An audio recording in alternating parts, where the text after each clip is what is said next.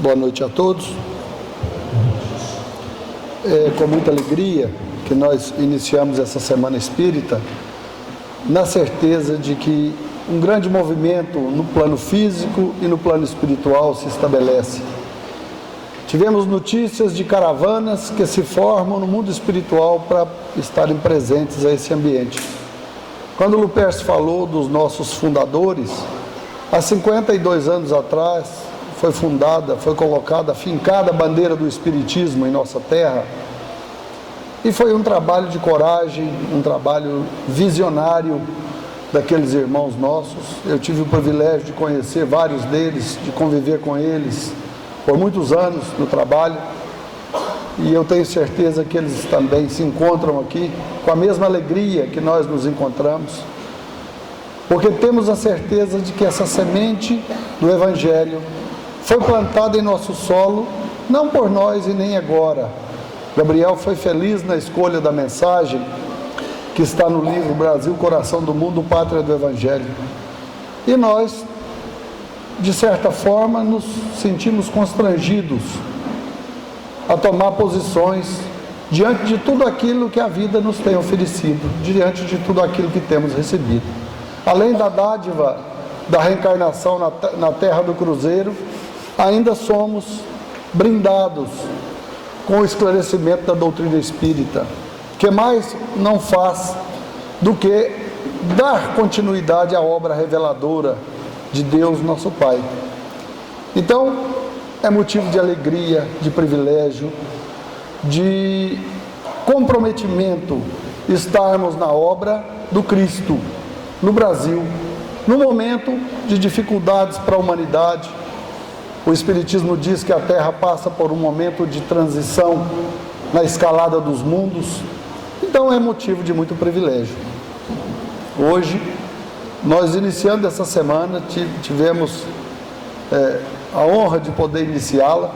Semear na grande lavoura do Cristo é sempre um privilégio para nós, e nós vamos tentar trazer para vocês, ou trazer para vocês a ideia de Deus ao longo da história. Em todos os tempos da humanidade, em todas as épocas, em todos os povos, debaixo de todos os climas, o homem sempre acreditou que havia algo fora da matéria, fora do mundo físico, conduzindo a sua vida.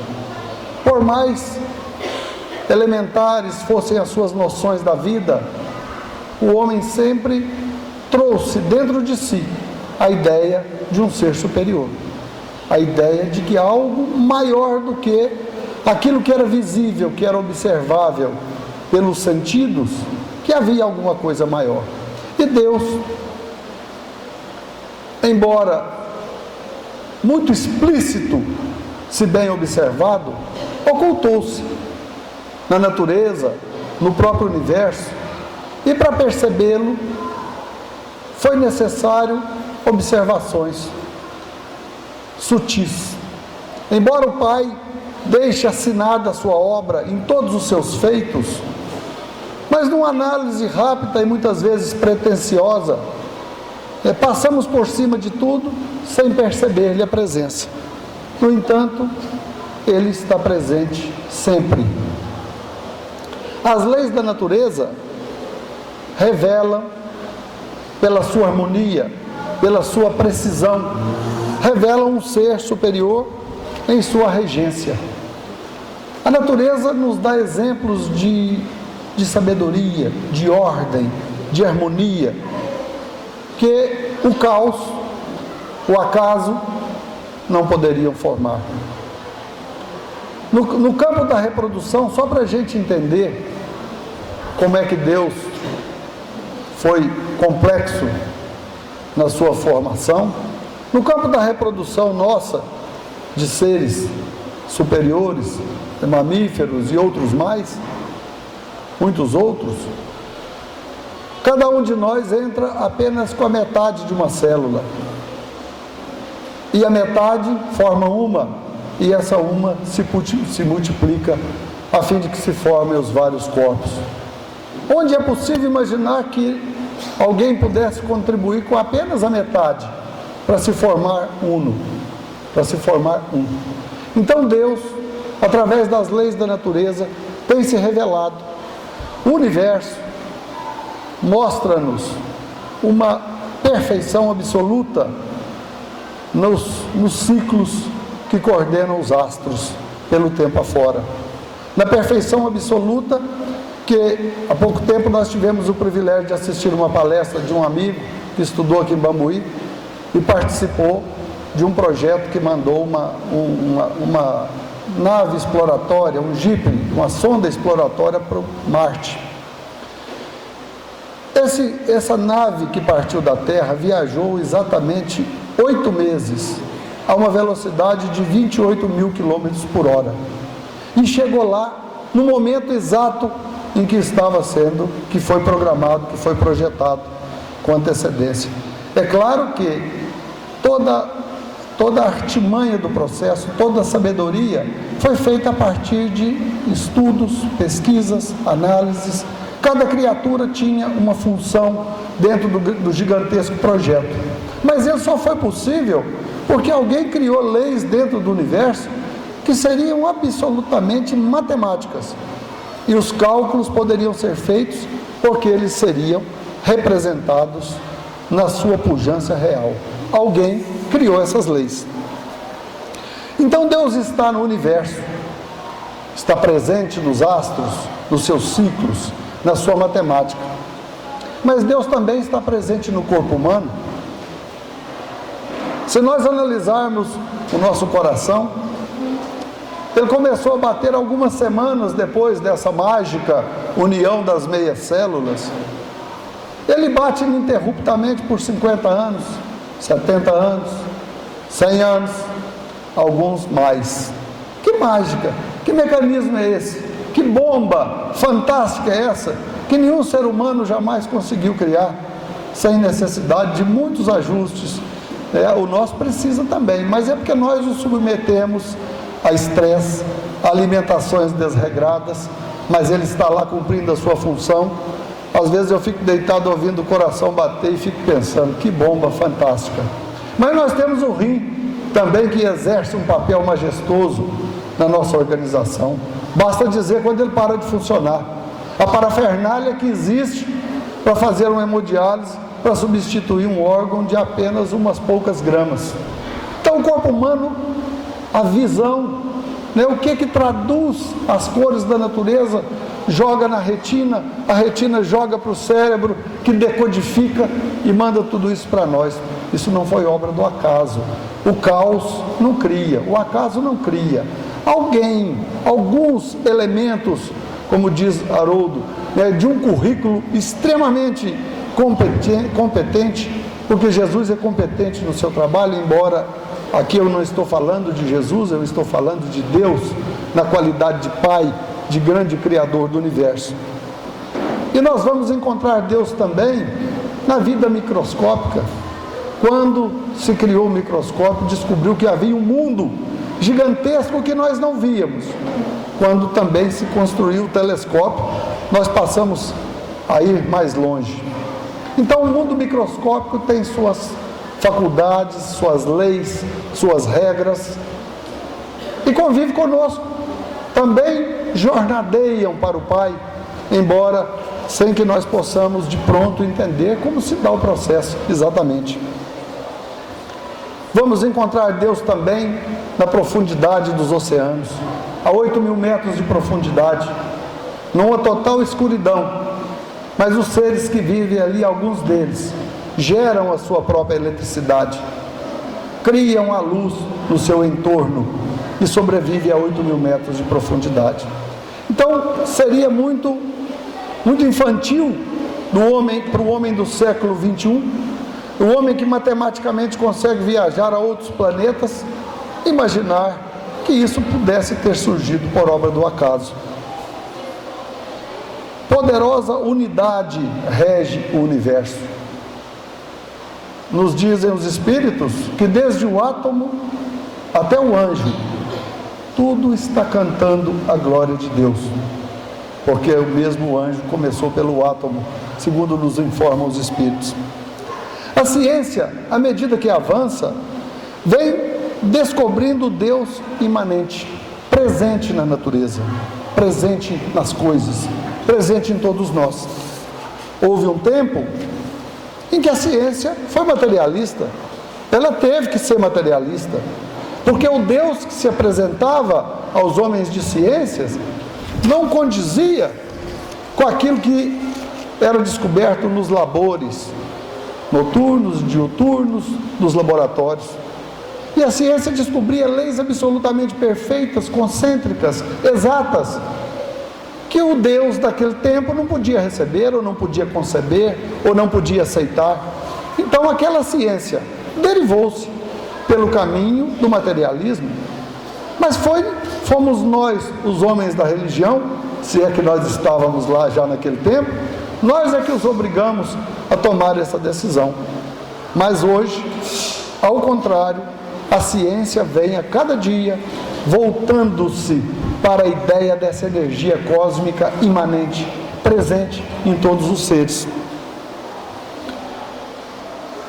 Como poderíamos definir Deus? Há como defini-lo? Não, não há. Definição é limite, é colocar no entorno, e nós não podemos definir aquilo que é indefinível, aquilo que é ilimitado. Deus não pode ser medido pelos nossos padrões, limitados em tempo e espaço. Os Espíritos nos informam, no livro O Caminho da Luz, uma obra memorável de Chico Xavier, escrito por Emmanuel, números que não entram bem na nossa cabeça, dada a sua magnitude, que há 4 bilhões e 500 milhões de anos atrás, Jesus já era o Cristo, e já era um Espírito selecionado por Deus para ser o organizador da nossa morada chamada Terra. Ele já era pertencente à comunidade dos Espíritos que trabalham coordenados diretamente pelo Pai, sob a tutela dos quais todas as coletividades do universo estão sujeitas. Então, como limitar no tempo e no espaço algo que transcende a nossa inteligência, a nossa capacidade de raciocínio? O espetáculo da natureza, nos diz Leon Denis, mostra-nos a ideia de um Deus oculto no universo. A consciência mostra-o em nós, como realidade viva e ativa. Olha, se existe um Deus gigantesco que está no universo, existe também um Deus dentro de nós, através da consciência. Kardec, dentro da sua sabedoria e da magnitude da sua tarefa, pergunta aos Espíritos onde estaria escrita a lei de Deus, uma vez que viajamos nesse projeto de longa data, e os Espíritos respondem na consciência.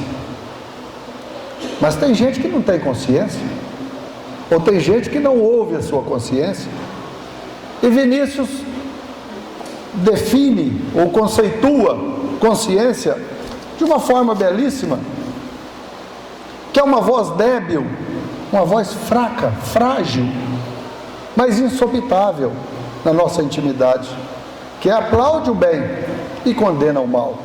É o próprio Deus no nosso ser.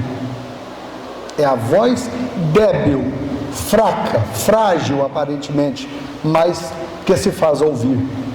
Então, se o universo nos revela Deus, a consciência nos revela também.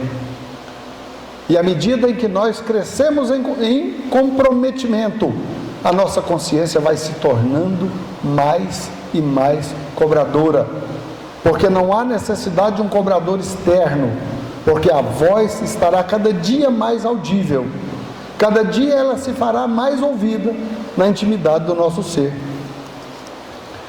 Mas surgiu, desde épocas imemoriais, a religião, que outra coisa não faz, outro objetivo não tem, que seja de nos ligar às potências superiores do universo. E nos diz também Leon Denis que a religião é o sentimento divino que clarifica o caminho das almas. é o sentimento divino que clarifica o caminho das almas. Perguntado se o Espiritismo era religião no seu início de trajetória, os Espíritos responderam que, com muita propriedade, tudo aquilo que nos liga ao Criador está exercendo preponderantemente um papel de religião. Mas no tocante à religião, nós partimos do politeísmo. Quando lá nas tribos, vivendo nas cavernas, vivendo nas matas, nós admitíamos uma potência superior a nos governar, mas nós não sabíamos quem era, e nós chamávamos dos deuses de acordo com a natureza. Nós conhecíamos o trovão, nós conhecíamos o raio, nós conhecíamos o sol e a lua. Com a evolução do pensamento, depois nós buscamos deuses que a mitologia grega nos retrata. Os nossos companheiros do Egito, para aquela época, tiveram um conceito religioso que transcendia muito a época em que eles viviam. Mas nós caminhamos do politeísmo, da crença nos vários deuses, para o monoteísmo, para a crença num Deus único, embora esse Deus jamais deixasse de utilizar a nossa boa vontade na condução de sua obra. Quando disse que ele tem uma comunidade de espíritos puros, eleitos pelo Senhor, significa que ele tem braços de qualidade para levar avante a sua obra. Jesus também os tinha, não da qualidade que Deus os tem, mas os tinha. E jamais ele dispensou a contribuição dos seus companheiros. Naquele dia, naquela tarde fantástica, quando se amontoavam homens, mulheres e crianças famintos após a pregação da tarde, e eles, preocupados, pedem a Jesus que dispensasse as pessoas para que elas buscassem alimento em algum lugar. E Jesus diz a ele: dai-lhes vós de comer. E eles falam: mas como? São mais de 5.000 homens. E Jesus fala: o que tendes? O que é que vocês têm a oferecer? Apenas 5 pães e 2 peixes. E foi a partir daquele pequeno começo, que a multidão foi alimentada. Então Jesus nunca dispensou e nem dispensará a nossa contribuição. Mas chegamos ao monoteísmo, e nos dizem os Espíritos que os nossos irmãos hebreus, os nossos irmãos judeus, que eles merecem o amor e o respeito de todos os povos da terra, porque eles carregaram com vigor, com dor, com lágrimas nos olhos, no peito, na carne, mas eles conseguiram fazer vicejar a ideia do Deus único. Conta-nos Haroldo Dutra, no estudo do livro A Caminho da Luz, que se os nossos irmãos egípcios deixaram grafadas nas pedras os imensos conhecimentos que eles possuíam, os nossos irmãos hebreus deixaram grafados nas letras do Velho Testamento, que é a fonte mãe de toda a revelação divina na Terra. Eles foram pioneiros a nos oferecerem a crença em apenas um Deus, regente de todo o universo. Então hoje, a doutrina espírita, nesse momento inclusive, através dos grandes estudiosos do Espiritismo, está voltando os olhos para o Velho Testamento e buscando lá uma fonte inesgotável de conhecimentos, e que, na sua simbologia histórica, nos dará o tom do momento presente em que vivemos.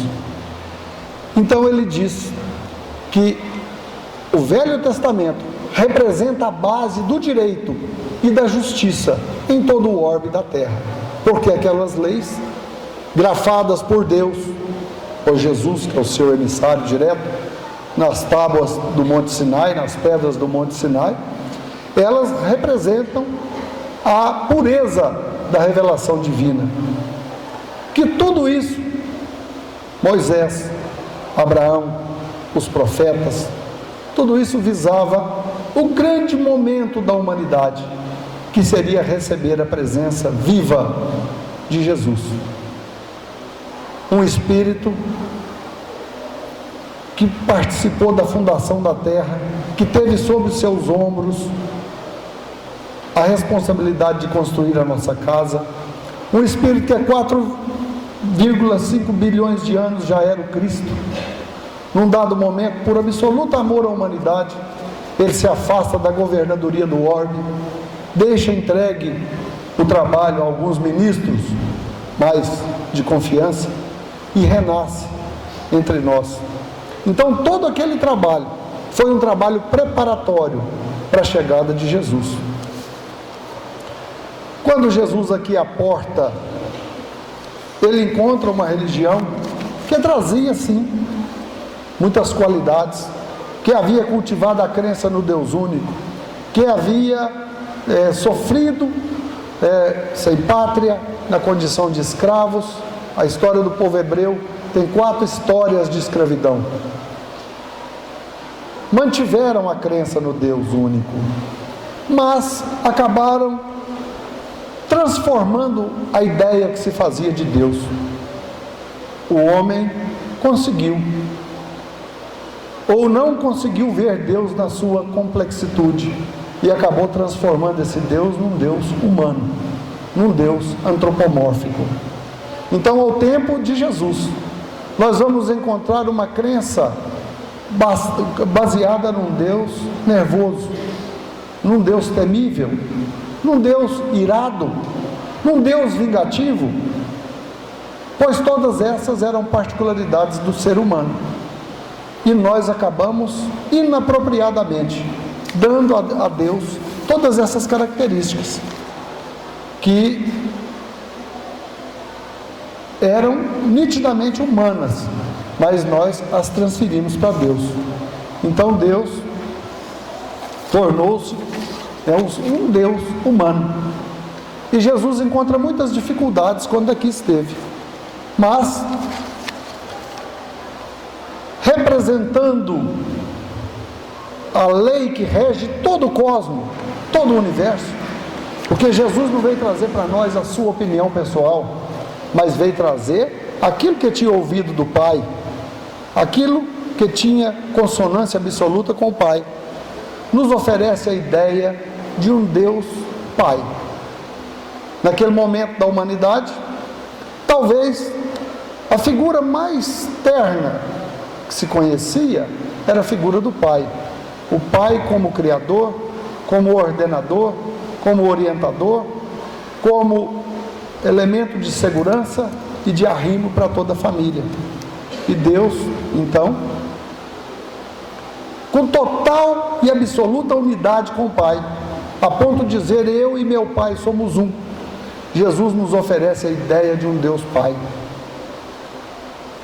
E João Evangelista, já velho, cerca de 90 anos já de idade, quando ele não conseguia mais fazer as suas pregações, mas ainda estava na ação, porque ele toca a sua vida na ação até o final, se limitava, talvez já adiantando o tempo, de uma forma ainda mais espetacular, dizia: Deus é amor. Ainda ouvíamos uma palestra que dizia que Deus é a plenitude do amor e da caridade. Olha, João Evangelista, 2000 anos atrás, dentro da sua simplicidade, mas absolutamente fantástica, dizia: Deus é amor. Mas, e nós? Em nome do cristianismo, o que fizemos? Alguns anos, melhor dizendo, alguns séculos depois do cristianismo iniciado na terra, por um trabalho heróico de Jesus, por uma renúncia que nós não conseguimos ainda imaginar.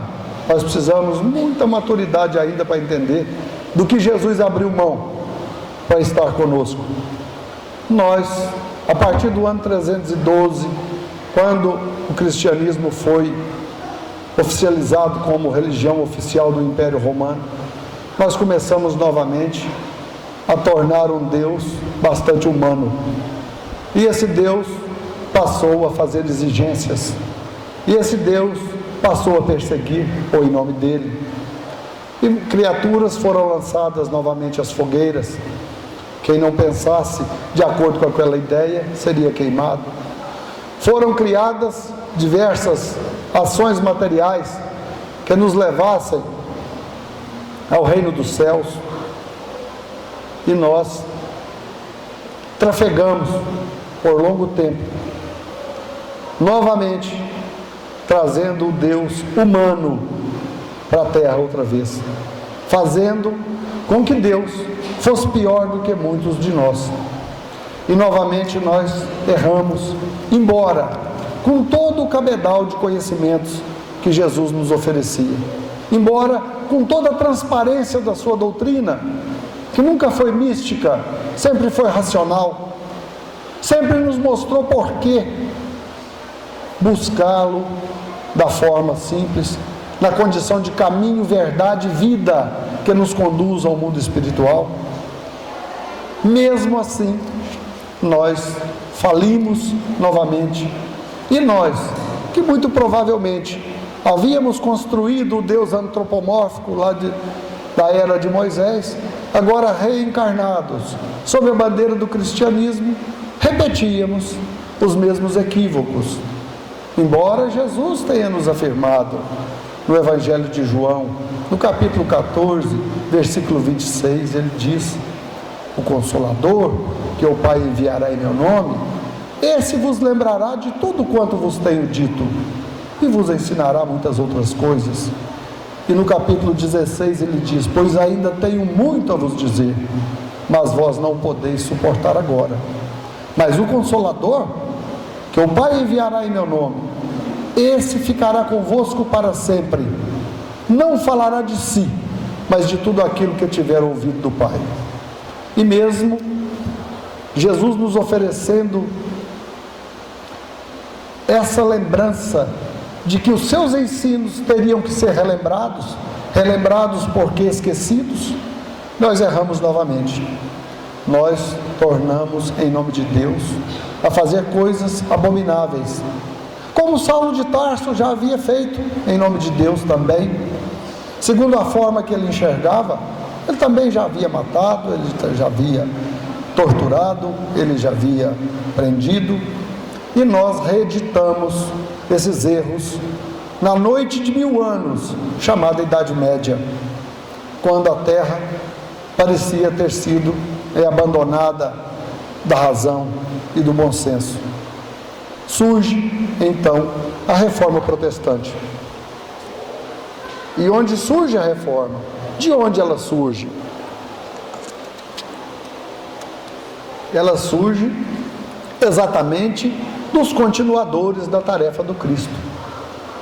A Reforma Protestante é um brado de espíritos missionários que não mais toleraram os absurdos que se cometiam em nome de Deus.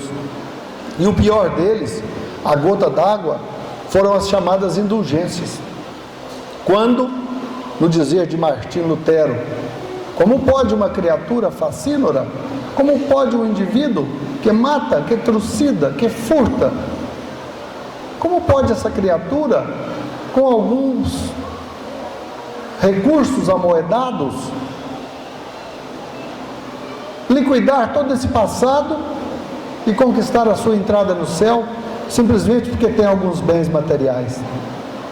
Então esse brado, nos diz Leon Denis, foi um trabalho da bondade de Deus, querendo nos acordar. Mas o principal trabalho que os nossos irmãos protestantes, ou quem sabe nós, quando a gente fala de reencarnação, nós não podemos nos excluir em situação nenhuma, porque somos viajores. Contam-nos os espíritos que nós temos aproximadamente 40 mil anos como humanos. Então, quem sabe a gente estava lá. Mas fala que o principal feito dos nossos irmãos da Reforma Protestante foi exumar o Evangelho, que até então estava sepultado entre as ordens religiosas, nos conventos, nos mosteiros, nos seminários. Assim como os judeus, em algum tempo, por acreditarem, por serem os pioneiros da crença no Deus único, como se colocaram em muitas etapas como eleitos de Deus, agora em nome do Cristo também nós nos sentíamos escolhidos de Deus, pois aqueles que não professassem as nossas crenças eram considerados hereges e seriam banidos da terra. Porém, antes, nós confiscaríamos os seus bens e passaríamos a posse deles. Então, quando a reforma protestante surge, ela exuma o Evangelho, ela retira o Evangelho que estava enterrado, sepultado, para que ele pudesse voltar à luz, para que ele pudesse entornar novamente a sua luz sobre a vida na terra. Mas o trabalho tem sido árduo e nem sempre se deu o resultado, porque a intolerância não aceitou, a intolerância bateu, a intolerância foi longe. E nós temos informação que no início do século XX, em terras brasileiras, ainda não se podia compulsar o Evangelho livremente, dadas as injunções de nós, os continuadores do Cristo. Por que a gente fala isso? Porque nós partimos do politeísmo, trafegamos pelo monoteísmo judaico, tomamos contato com a mensagem do Cristo há 2000 anos, e agora, como espíritas, quem somos nós? Somos seres angélicos que desceram à terra de um momento para outro? Ou somos esses mesmos viajores de outro tempo?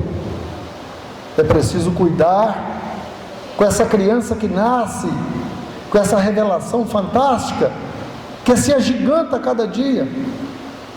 Quando nós vemos homens absolutamente comprometidos com a causa do Espiritismo, que se debruçam no estudo do Velho Testamento, nas traduções do grego, do hebraico, do aramaico, que dedicam um grande tempo das suas vidas na pesquisa, essas criaturas tornam para nós o Espiritismo gigante, porque conseguem perceber no trabalho de Allan Kardec um trabalho fantástico. Então, quando a reforma protestante surge, ela estava preparando o caminho para a terceira revelação. E a terceira revelação seria a continuidade do processo revelador. Aquilo que Jesus houvera dito: ainda tenho muito a vos dizer, mas vós não podeis suportar agora. Agora nós já podíamos suportar algo mais, algumas informações a mais. Porém, sem jamais abrir mão dos conceitos emitidos no Evangelho de Jesus. E agora, mais, quando a cultura cresce, quando a pesquisa aprofunda, nós temos o dever, o compromisso de voltar também ao Velho Testamento, porque lá está a história da revelação divina para toda a humanidade. Então, à medida que os estudiosos avançam no conhecimento do Espiritismo, mas nós entendemos que a grandeza de Deus se fez presente sempre no processo revelador. Então, a doutrina espírita quer nos oferecer recursos para que nós agora possamos enxergar Deus. Quando nós dissemos que a ciência no século XIX teve que enveredar pelo caminho da descrença, foi para que ela sobrevivesse, foi para que ela garantisse os seus postulados e as conquistas do laboratório. Mas hoje a ciência está se consolidando como espiritualista, porque quanto mais ela estuda, mais ela percebe leis absolutamente fantásticas que dirigem a nossa vida, que dirigem o cosmos. Então, quando surge a doutrina espírita, Kardec, intuído pelos espíritos, mais um espírito de rara sabedoria, no dizer de Emmanuel, um dos mais lúcidos discípulos de Jesus, convidado ao trabalho, ele inicia o seu trabalho perguntando, na pergunta número 1 do Livro dos Espíritos, algo que nunca tinha sido feito, que é Deus. Até então sempre pensávamos em Deus como sendo uma criatura, uma forma qualquer, um ser que tivesse um aspecto, geralmente de um velhinho barbudo, com um cajado na mão, sentado num trono. E Kardec, numa inspiração fantástica, diz que é Deus. Que é Deus? Porque entendia não poder limitá-lo em coisa alguma. Então, que é Deus? E os espíritos, dentro do que a humanidade podia conceber, respondem que Deus é a inteligência suprema, causa primária de todas as coisas. Olha, a resposta, ela vai se agigantar, é à medida que os nossos conceitos também aumentarem. Mas já dá para entender que é uma inteligência acima de qualquer expectativa, inimaginável. Para nós que temos tempo e espaço, não dá para colocar Deus em definição alguma, mas dá para entender que é uma inteligência suprema, causa primária de todas as coisas. Então vem nos dizer que ele, através do estudo, que Deus dirige o universo através de leis absolutamente sábias, absolutamente perfeitas, mas sobretudo misericordiosas. Leis onde nós vamos trafegar no rumo da perfeição, porque isso é um fatalismo, isso é um determinismo divino, me perdoa, é um determinismo divino. Nós caminharemos com a nossa vontade ou sem a nossa vontade. Nós caminharemos pela força das circunstâncias ou de maneira mais decisiva para o alvo, como nos afirma Paulo de Tarso. Nós seremos conduzidos pela lei ao processo da evolução. Deus poderia ter nos criado perfeitos? Sim, Ele teria capacidade para isso.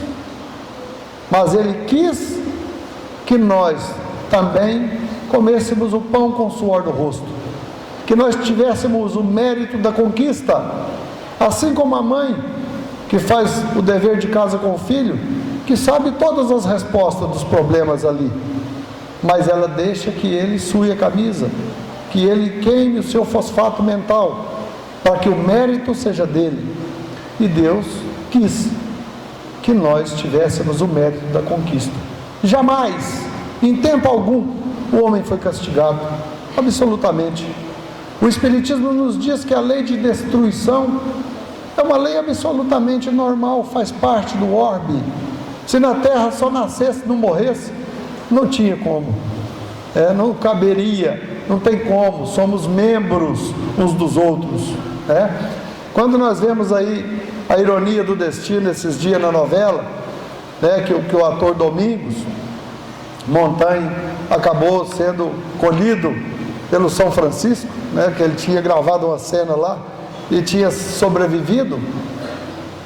Não houve acaso, não foi uma infelicidade, não foi porque ele foi nadar no lugar mais perigoso do rio, onde reúne todas as condições. Estava programado para ele, mas ele teve o privilégio de passar para todos nós o conceito de homem de bem, o conceito de homem de família, o conceito de homem íntegro, até onde ele pôde. Então, se ele não está mais entre nós, os encarnados, o seu papel na vida foi formidável, mas o seu último papel foi absolutamente enriquecedor para todos nós. Um homem que lutou pelo seu destino, pelo seu ideal, contra forças muito maiores que ele, mas ele conseguiu superar e nos dar a mensagem.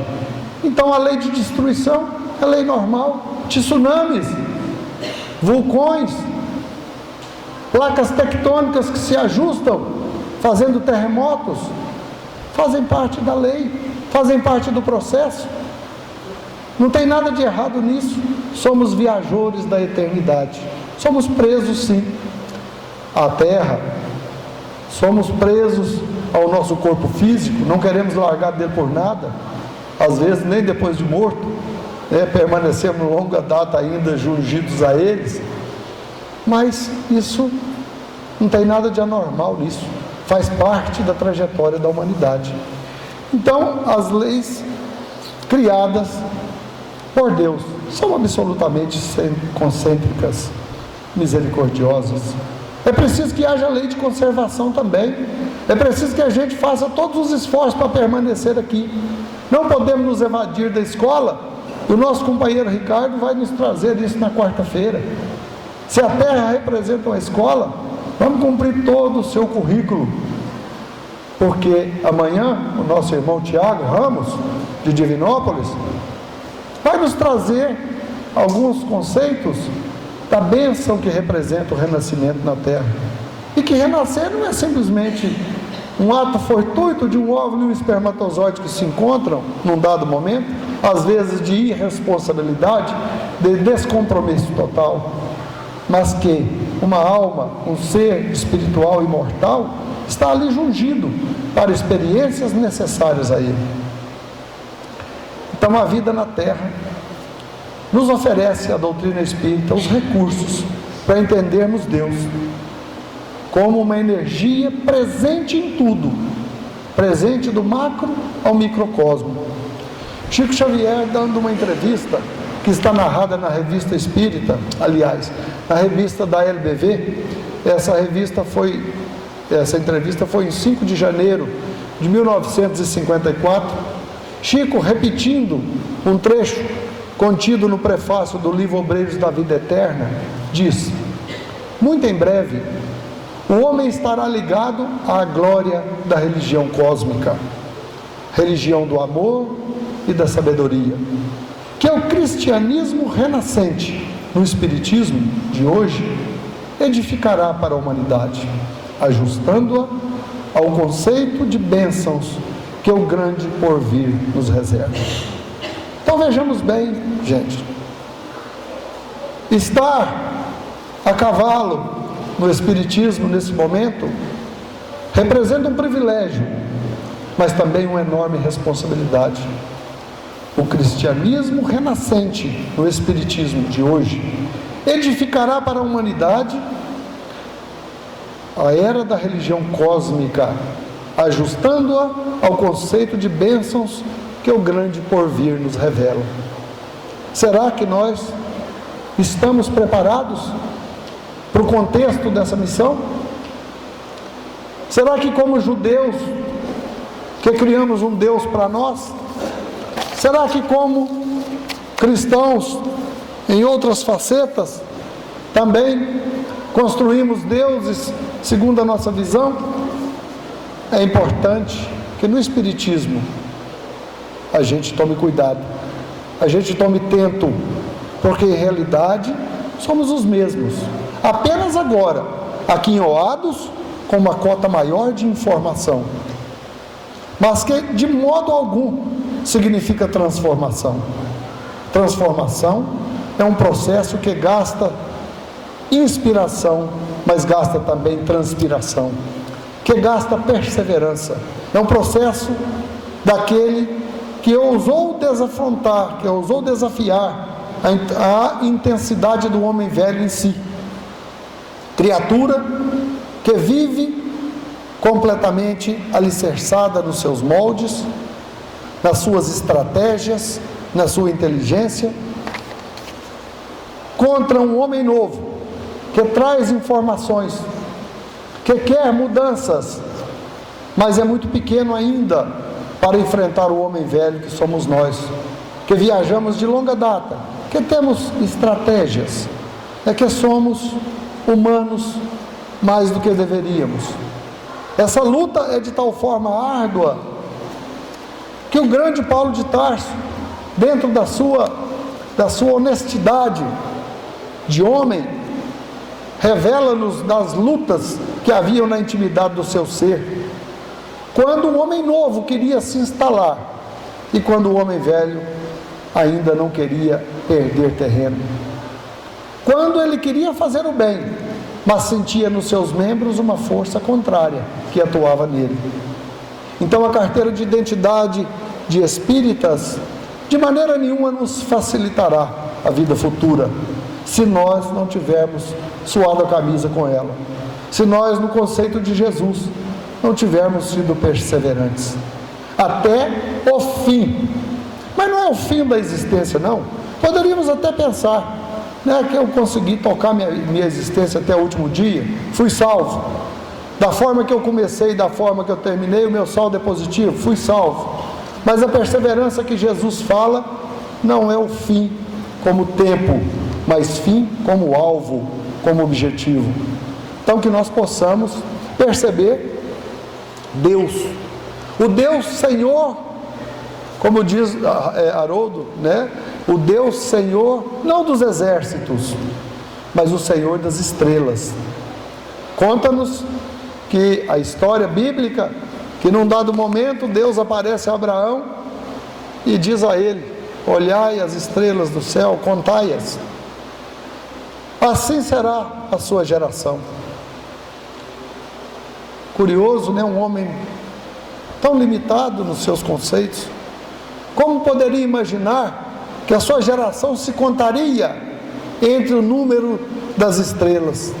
Então o Senhor das estrelas já dizia a Abraão. Por isso o Velho Testamento é um documento seguro de que a religião cósmica dominaria o futuro de todos nós. Portanto, no conceito de Leon Denis, Deus é a presença imanente em tudo, do micro ao macrocosmos. Que nós possamos entendê-lo como presença ativa em nossas vidas, presente, por mais estejamos a sós, por mais estejamos às escondidas, Deus estará conosco através da voz da consciência. E a doutrina espírita mais não faz do que nos tornar a todos nós claros, objetivos, os ensinamentos de Jesus, que na verdade só pedem amor a Deus, como sendo aquele ser imanente, aquele Pai generoso, que nos oferece tantas oportunidades quantas necessitemos. Todo mundo vai ser aprovado, todo mundo vai passar de ano, todo mundo vai ser salvo, só que ninguém vai ser aprovado de graça, ninguém vai ser aprovado a não ser com o próprio esforço, com o próprio empenho. Ninguém vai ser aprovado sem o labor para amealhar tesouros. E Jesus, é claro, que nós os amealhássemos onde o ladrão não rouba, e como está em moda roubar, né? Onde a ferrugem não corrói, onde a traça não destrói. Tesouros que não poderiam jamais, então, ser de ordem material, mas tesouros que seriam ali lavados na alma, quando na parábola dos talentos, simbolizando tudo aquilo que Deus nos oferece de bênçãos. Onde estão os tesouros que eu te confiei? O que é que você fez dos talentos? De que forma você trabalhou com eles na conquista de valores novos? Então a doutrina espírita é uma oportunidade absolutamente extraordinária para esse momento que a humanidade vive. É preciso refundarmos a nossa fé, a fé que raciocina, a fé que sabe, não simplesmente a fé que crê. A doutrina espírita nos fazendo enxergar Deus como sendo a inteligência suprema do universo, presente em todos os recantos do mesmo, está presente na intimidade do nosso ser, em todos os instantes da nossa vida. Então que nós consigamos ver Deus como elemento presente em favor de todas as criaturas do universo. Outro dia nós ouvimos uma reportagem falando de um trabalho realizado em Moçambique por uma associação médica, pela Associação Médica de Belo Horizonte. Por que na África? Porque em realidade África, ou Iraque, ou Portugal, ou Espanha, na verdade somos todos irmãos. Se ainda não conseguimos ver em todo o seu contexto, em realidade nós o somos. Mas os companheiros lá foram ainda felizes e disseram que em relação à África especificamente, nós temos uma grande dívida com eles, devido ao processo hediondo da escravidão, mas que a reencarnação também explica que também ali a misericórdia de Deus estava atuando. É necessário que o escândalo venha, mas ai daquele por quem o escândalo venha. Então, o grande desafio nosso hoje é entender Deus como religião, como elemento cósmico, é entender Deus como Pai de todas as criaturas, independente de quem elas sejam, da forma como elas agem, da forma como elas pensem. A doutrina espírita, num trabalho arquitetado por Bezerra de Menezes e Eurípides Barçalufo, dois espíritos gigantescos que trabalham em favor da humanidade no Brasil, dizem que o momento é de alteridade, o momento é de convivermos com as diferenças, porque Deus convive com as diferenças desde sempre. Por isso Deus precisa ser encarado então como uma energia presente em todo o cosmos. Cada um está de acordo com a forma que entende, a forma que vê, de acordo com a forma que pode conceber. E na verdade somos todos viajores dessa longa viagem. Deus nos brinda com esse momento de grande privilégio. Agradeço a todos, que Jesus nos abençoe, nos fortaleça. Vocês estão convidados amanhã para a continuidade dos nossos trabalhos. Muito obrigado. Queremos agradecer a presença de todos. Lembrando que amanhã as atividades têm início às 19h30, com a apresentação do coral Guia de Luz, dos nossos irmãos de São Gotardo, e a palestra do nosso companheiro Tiago Ramos, de Divinópolis, com o tema Reencarnação, um projeto de amor. E nós queremos convidar o nosso companheiro Geraldo para fazer a prece final de hoje. Então vamos fazer a nossa prece final, né? Elevando o nosso pensamento a Deus, a Jesus, em sinal de gratidão ao nosso Pai por tudo que o Senhor tem nos dado. Obrigado, Senhor, pela vida. Obrigado por tantos irmãos, por tantas criaturas que criaste para o nosso bem.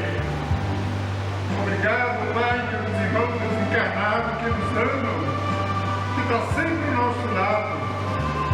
Nossa gratidão ao nosso querido Bezerra de Menezes, que lhes rela pelo movimento espírita no Brasil.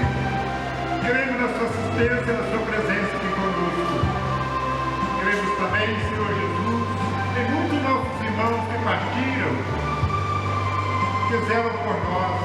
Rogamos suas bênçãos